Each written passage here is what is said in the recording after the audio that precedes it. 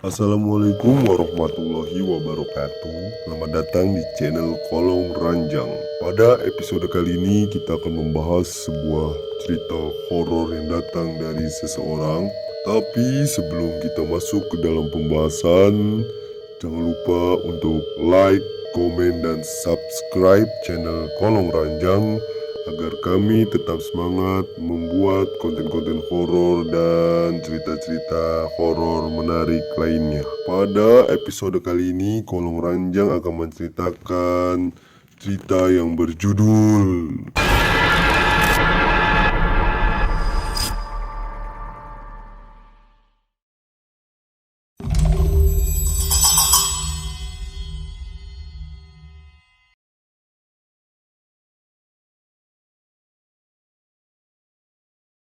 Ketika aku merogoh sakuku untuk mengambil buku Nadzoman Alfiah yang berada di sakuku, aku tidak menemukan buku Nadzoman miniku itu, melainkan aku menemukan sebuah karcis bus yang sudah lusuh, yang masih berada di saku bajuku, yang memang belum pernah aku cuci semenjak aku masuk ke pesantren ini.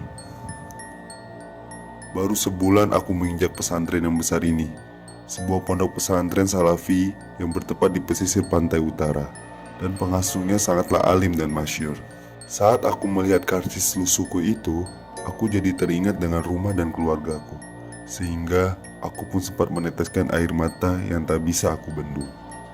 Hal seperti itu sudah sangat lumrah di kalangan santri-santri baru di mana saja, karena rasa haru masih menyelimutiku sebagai orang yang baru pertama kali meninggalkan rumah dan keluarga demi menuntut ilmu agama. Karena kebiasaanku di rumah yang dimanja serba ada dan selalu kumpul dengan keluarga dan teman-teman yang telah aku kenal sejak kecil. Lain halnya, di pesantren aku harus bisa betul-betul merawat diri dengan uang saku pas-pasan dari rumah dan dituntut hidup super mandiri. Ketika aku membuang karcis lusuh itu ke lantai pojok kamar, yang memang menurutku karcis itu memang sudah tidak berguna lagi, tiba-tiba seorang laki-laki berbadan besar dengan memakai songkok hitam sambil membawa beberapa kitab kuning yang ia rangkul. Ia mendekatiku dan menyodorkan tangan kanannya kepadaku. "Santri baru ya?" tanyanya. "Iya Kang, aku santri baru sebulan yang lalu aku tiba di sini," jawabku sambil tersenyum dan menjabat tangannya yang ia sodorkan kepada diriku. "Oh ya, aku maklumi. Besok lagi kalau kamu mau membuang sampah sekecil apapun itu buanglah pada tempatnya. Jangan dibuang sembarangan seperti ini. Nanti kamu bisa terkena hukuman membuang sampah sembarangan loh," tuturnya sambil mengambil karcis lusuh yang telah aku buang ke lantai tadi. Setelah ia mengambil karcis yang aku buang ke lantai tadi, ia pun membacanya. Dan setelah ia agak lama terpana melihat karcis yang aku buang tadi, lalu ia memandangku dengan cukup lama, seolah-olah ia memendam banyak pertanyaan dan rasa penasaran. Aku pun mencoba menyapanya, tapi ia seakan-akan tidak mendengarkanku dan terus memandangiku dengan histeris. Setelah ia sadar, lalu ia melihat karcis lusuhku itu dan masuk ke kantongnya. Tiba-tiba saja ia pergi tanpa ada kata-kata perpisahan atau kata-kata lain. Ia seperti halnya orang yang habis melihat sesuatu yang mengerikan dan ketakutan. Aku pun cuek saja. Mungkin saja ia kaget kalau aku berasal dari daerah yang cukup jauh dari sini, pikirku saat itu. Aku pun melanjutkan kegiatanku seperti biasa. Setelah aku tanya ke teman-teman kamarku tentang siapa orang itu, ternyata dia adalah pengurus kebersihan di pondok ini, dan ia merupakan santri terlama di pesantren ini. Keesokan harinya, setelah aku menjemur pakaianku yang telah aku cuci, tiba-tiba orang yang menegurku kemarin mendekatiku dan membawa dua orang temannya yang sebaya dengan dirinya. Waduh, mampus aku kali ini.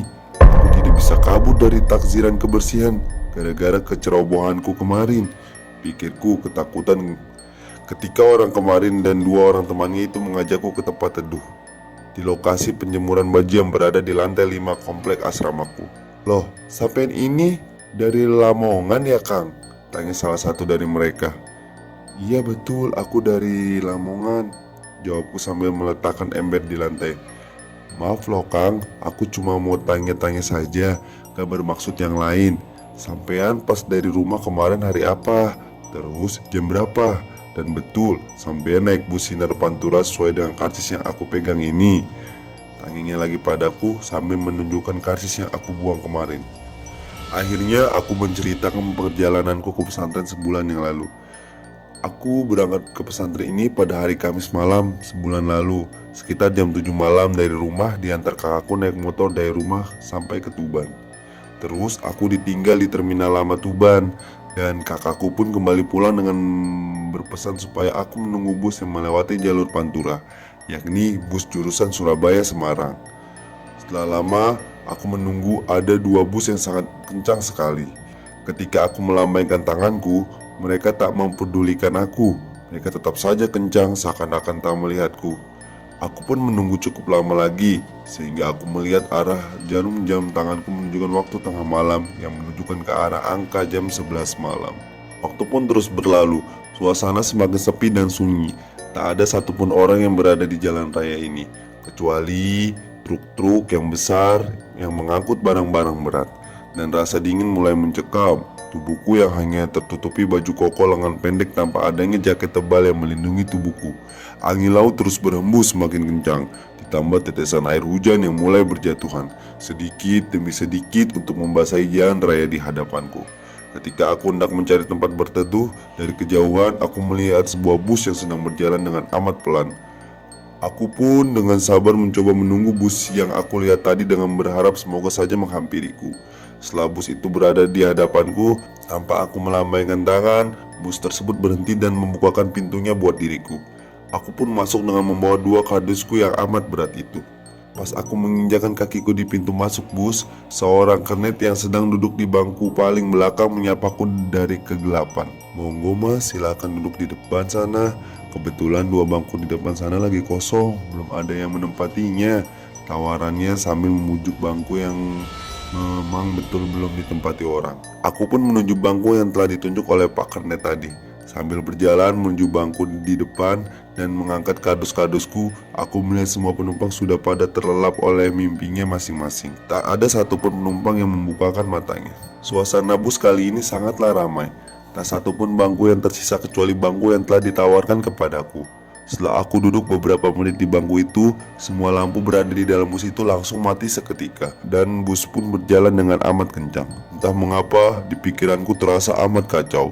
Saat itu, bulu kuduku mulai bangun satu persatu. Ketika aku melihat jalanan melalui jendela bangkuku, tak satupun kendaraan yang sedang berjalan. Seolah-olah bus yang aku tumpang ini berjalan sendirian menguasai jalanan.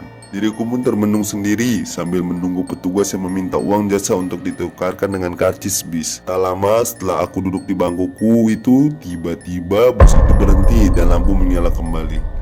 Sang kernet pun menyerukan, "Pondok, pondok, ayo mas, dah sampai pondok tuh, silakan turun." Akhirnya aku bergegas mengambil barangku untuk aku bawa turun. Aku pun mendekati kondektur yang ada di belakang dan bertanya padanya, "Pak, aku tadi belum bayar ongkos bus. Emang berapa harganya pak?" "Dah, gak usah dik, gratis aja buat kamu. Hitung-hitung sodako lah buat kang santri yang baru akan mondok. Sudah, salamku saja buat Mbah Nyai dan jangan lupa belajar yang sungguh-sungguh di sana. Selalu ingat akan ada orang tuamu yang berusaha payah untuk membiayaimu," tegas Pak Kondektur itu. Aku sangat terheran-heran. Kok orang ini tahu kalau aku ini santri baru ya, pikirku dalam hati.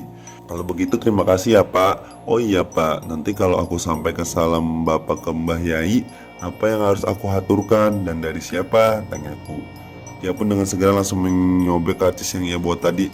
"Dah begini saja, kau kasihkan karcis ini ke Mbak Yai, insya Allah nanti dia tahu sendiri kok." Setelah aku menerima karcis yang diberikannya kepadaku, aku pun langsung turun dengan rasa penuh pernyataan dalam pikiranku tentang bus yang aku tumpangi barusan. Kok cepet banget ya? Perasaan belum ada setengah jam aku naik bus barusan. Padahal kata kakakku perjalanan dari Tuban kemarin membutuhkan waktu 3 jam. Tapi kok kayaknya cuma 15 menit saja, pikirku. Ketika aku melihat suasana di sekelilingku, sangatlah ramai dan para santri yang sedang berjalan-jalan dan juga ada yang nongkrong-nongkrong di warung. Aku pun tersenyum dengan lega telah sampai pada tujuan dengan selamat. Aku pun kagum dengan suasana di sini. Ini kan sudah jam 1 lewat tapi masih saja ramai. Padahal di Tuban tadi jam 11 sudah tidak ada lagi orang lewat sama sekali. Akhirnya aku pun berjalan masuk ke pesantren. Ketika aku melewati sebuah warung makan, aku melirik pada jam dinding yang ada di warung itu. Aku pun dikejutkan dengan arah jarum jam dinding tersebut yang masih menunjukkan angka 9. Aku pun segera melihat jam tanganku yang baru saja dibelikan ayahku 2 hari yang lalu. Saat kulihat, arah jarum jam pun sama dengan yang ada di jam dinding itu yang berada di warung makan itu. Diriku pun semakin kebingungan dengan apa yang aku lihat barusan. Perasaanku, aku menunggu bus sangat lama. Bahkan saat aku melihat jam tanganku sudah menunjukkan angka 12 lebih. Tapi mengapa sekarang masih jam 9? Pikirku yang kebingungan dengan waktu yang menyelimutiku dari tadi. Aku pun mengakhiri ceritaku dan salah satu dari 3 orang yang menemuiku itu bertanya padaku, "Yakin sampean kalau ini kardus dari bus yang sampean naiki lalu?" Setauku kan tidak ada bus yang bernama Sinar Pantura yang melintasi jalur Pantura ini. Yang ada itu Sinar Mandiri, Restu, PO Indonesia, Wiji atau bus-bus batas lainnya. Terus kardus ini sudah sampean haturkan ke Mbah Yai? Sudah kok Kang, waktu aku sowan pertama kali. Terus apa respon dari Mbah Yai? Tanyanya lagi. Saat aku menyampaikan salam Pak Kondektur, terus aku memberikan karcis ini ke Mbah Yai. Lalu Mbah Yai sempat terdiam saat kemudian beliau melihat wajahku dan bertanya padaku tentang kejadianku saat naik bus dan bertemu kondektur itu. Setelah aku menceritakan semua, beliau tersenyum dan berpesan padaku, "Nak, tolong kamu ingat pesan Pak Kondektur yang telah berpesan dengan kamu itu. Dan alhamdulillah lah nak, kamu selamat. Bus yang kamu naiki itu, terus orang-orang yang kamu jumpai itu dan kondektur yang berpesan dengan kamu itu bukanlah sama dengan apa yang kamu pikirkan. Mereka semua bukanlah golongan dari kita, melainkan mereka itu golongan jin yang kebetulan melintas di jalur manusia."